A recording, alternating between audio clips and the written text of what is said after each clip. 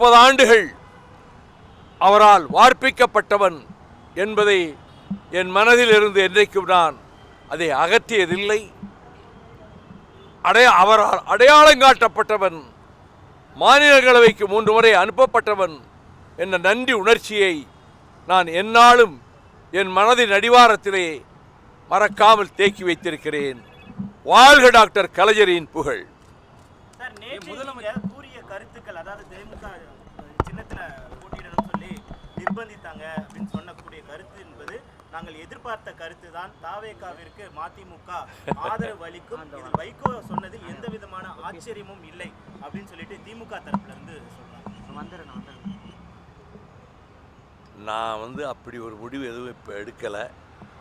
அவர்களுக்கு இந்த சொல்லையே தாங்கிக்க கொள்ள முடியாத கொஞ்சம் கோபம் ஏற்படுகிறதுன்னு சொன்னால், மற்றவர்கள் அதிக இடங்களை பெற்றவர்களெல்லாம்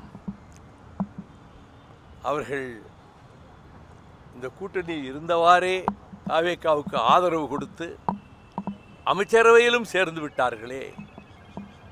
அப்படிப்பட்ட எந்த முடிவும் நாங்கள் எடுக்கவில்லையே. அது சகோதரர்கள் கோபப்பட்டாலும் அது உரிமையோடு அவர்கள் கொள்ளுகிற கோபம் என்று நான் எடுத்துக்கொள்வேன். நன்றி.